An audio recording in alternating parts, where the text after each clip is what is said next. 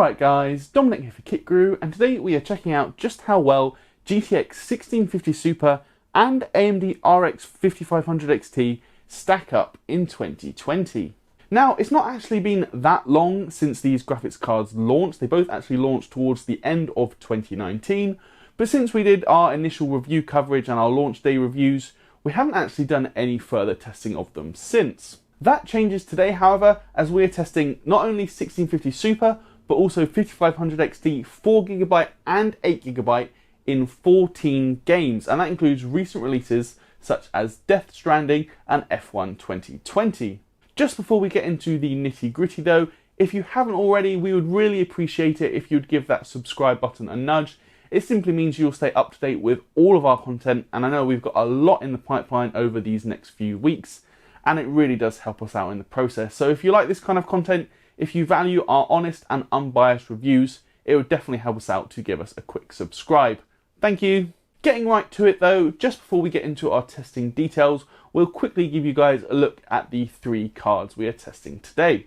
So starting with our 4GB 5500 XT, this is the Sapphire Pulse model. We've actually reviewed this one back at launch for the 5500 XT. It is a very solid dual fan card. Each fan is 100mm, and it has a very nice kind of stealthy black and just a hint of grey design aesthetic. Additionally, it sports a full-length metal backplate, which I definitely like, and it's actually the only card on test today to have dual BIOS support. And of course, we did all of our testing using the performance-orientated BIOS. As for our 8GB 5500 XT, this is the ASUS ROG Strix model. This is definitely quite a large GPU for a 5500 XT. It actually measures in at 28cm long, while it's also a 2.5 slot design. So definitely worth checking this card can actually fit in your case.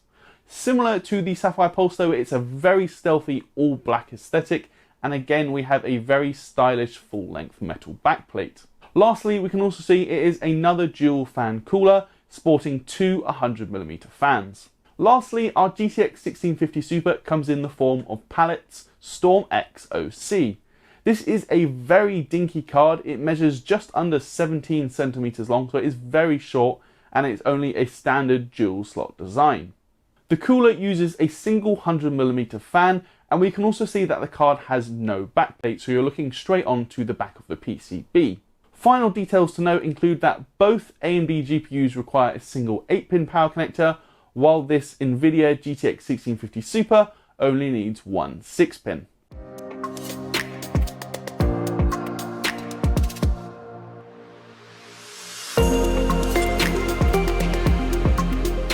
So that's it for our look at the cards today, and here's just a brief overview of our testing methodology. All of our tests were done on our recently updated GPU test system, which was provided by PC Specialist. This system is based around an Intel i9-10900K overclocked to 5.1 GHz on all cores, and that is paired with 32GB of 3600MHz DDR4 memory, and all of that is plugged into the ASUS ROG Maximus 12 Hero motherboard. As for driver notes, we were using the latest drivers at the time of testing. So for Nvidia, that is the 451.67 driver, and for AMD, we were using Adrenalin 20.7.2. The last thing really to say is that in this video, we're focusing exclusively on the 1080p benchmark, because I feel that is really all that these cards are designed to do. However, we did also test the games at 1440p, and some of the results might actually be slightly surprising, but if you want to check out all of those, you can see the full written article, including all of our benchmarks, over on kitguru.net. As for now, let us get into the results. Starting things off with Battlefield 5, I've been testing this game for almost 2 years now, but it is still capable of some surprises. Testing using the high preset, which is one step down from the ultra settings, average frame rates for all three cards are very close at 1080p, with the 8GB 5500 XT edging out the other two GPUs by just 3 or 4 frames per second. Despite that, it is actually the 1650 Super which offers a smoother overall experience, as its 1% lows are in the mid-70s, whereas the AMD GPUs drop down to the mid to high 60s. So that is still a smooth gaming experience, but not as smooth as the 1650 Super. Up next is Control, a demanding title for even high-end GPUs.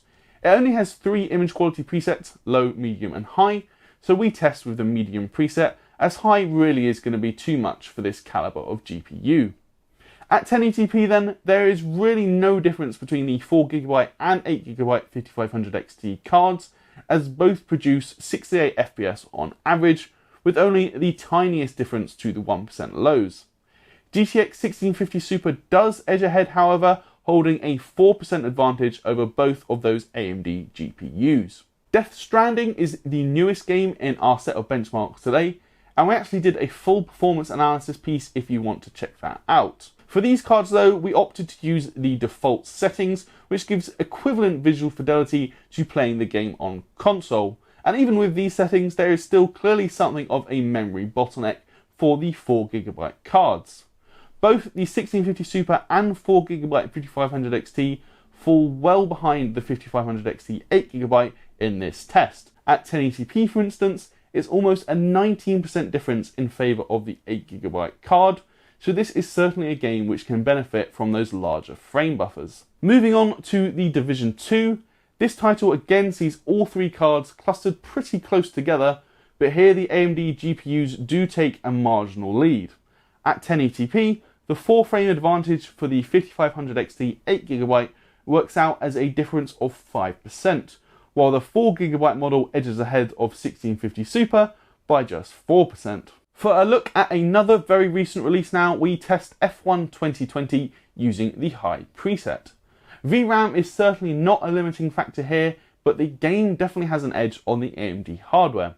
GTX 1650 Super comes in 5% slower than the 5500 XT 4GB at 1080p, but comparing both 5500 XT cards shows effectively no difference between the two, with the 8GB model edging ahead by a single frame, which is actually less than a single percentage point. As for Far Cry New Dawn, the trend here is pretty similar to F1 2020 or the Division 2, with both AMD GPUs performing about the same, but still around 5% faster than 1650 Super at 1080p.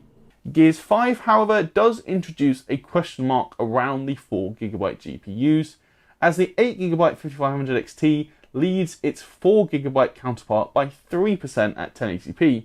This is obviously hardly a lot, but it is still a little higher than a number of the other titles we have tested so far, so it could be just a small memory limitation here.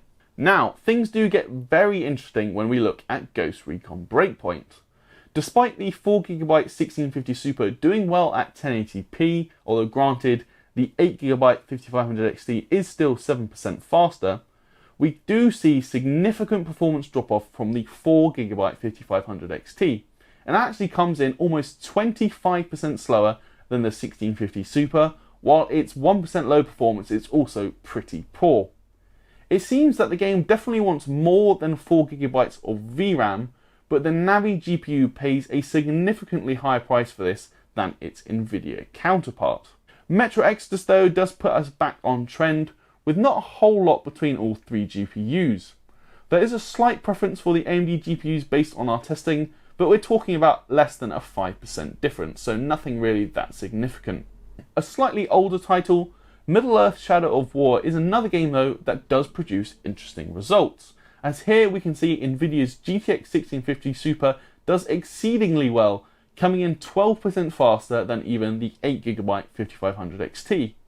Furthermore, the 8GB GPU also pulls 7% ahead of its 4GB brother, suggesting that memory capacity is a limiting factor in this game.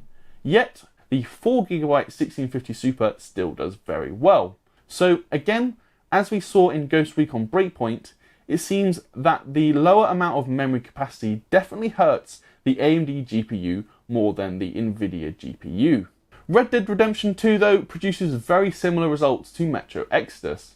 At 1080p we are not memory limited, at least not using the medium settings as we are here, yet we can observe a very small preference for AMD hardware, as both 5500 XT models are beating out the 1650 Super by a margin of just under 6%. As for Shadow of the Tomb Raider, this game joins the likes of Breakpoint and Middle-earth: Shadow of War by showing us the 4GB 5500 XT suffering due to its memory limits, while the 4GB 1650 Super does noticeably better. The 8GB 5500 XT, for instance, is 13% faster than the 4GB 5500 XT, and yet 1650 Super is still 12% faster in turn. It appears to be another case where the Nvidia GPU does significantly better despite sharing the 4GB frame buffer. The penultimate game from our testing today is Star Wars Jedi Fallen Order, and this is the closest set of figures we have seen so far. Regardless of GPU or memory allocation, performance between all three cards is pretty much identical. Any performance differences that are measurable are entirely inconsequential, so it is very much a tie in this game. Finally, we close with Total War 3 Kingdoms. Once more, there is very little to split between these three GPUs, with just a 2-frame difference between the top and bottom cards at 1080p. It's another tie and perhaps a fitting end to this round of benchmarking.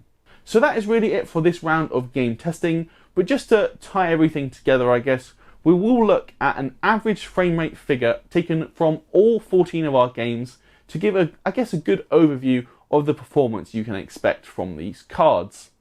Obviously, this figure is going to hide some game-by-game variation which we have just observed, but it definitely does help see how things stack up in terms of a big picture overview. With that said, our data suggests that the 4GB 5500 XT and Nvidia's GTX 1650 Super are perfectly matched, as both produce an average frame rate of 74 FPS at 1080p. Yes, there are some games where one will take the upper hand over the other, as we've spent most of this video showing, but overall we are getting two very evenly matched GPUs. Now, the slight exception to this would be the 8GB 5500 XT, as with its average frame rate of 78 FPS, it does take a 5% performance lead over both the 4GB 5500 XT as well as 1650 Super. This is hardly a big lead by any stretch of the imagination, and I wouldn't say it's going to be a game changer in terms of your gaming experience, but it does definitely show the benefits to the 8GB 5500 XT. Just before we wrap up this video, we will also look at some specific technical data which is relevant for the three models we have tested here today. And we'll start off with a look at thermal performance. First of all, we can see that the Strix 5500 XT is clearly an excellent piece of engineering, as we can see its edge temperature remained below 60 degrees at all times, which is highly impressive.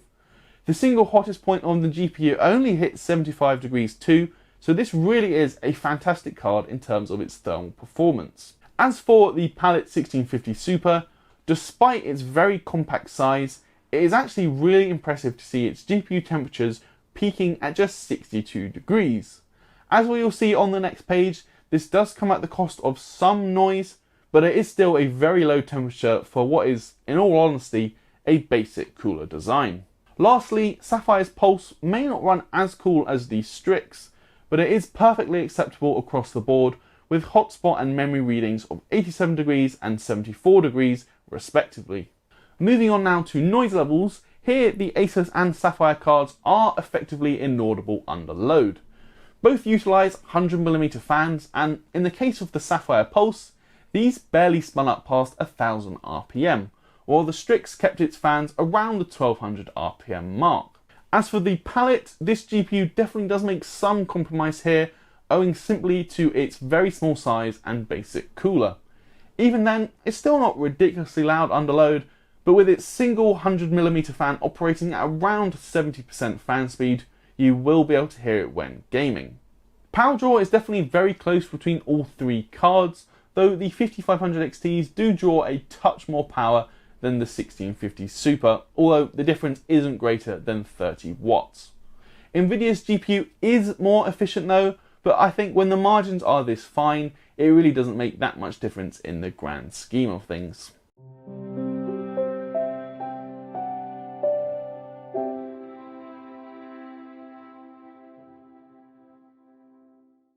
So then, that brings us to the end of this video, and I'm going to wrap things up by kind of answering the question I would imagine a few of you are thinking right now.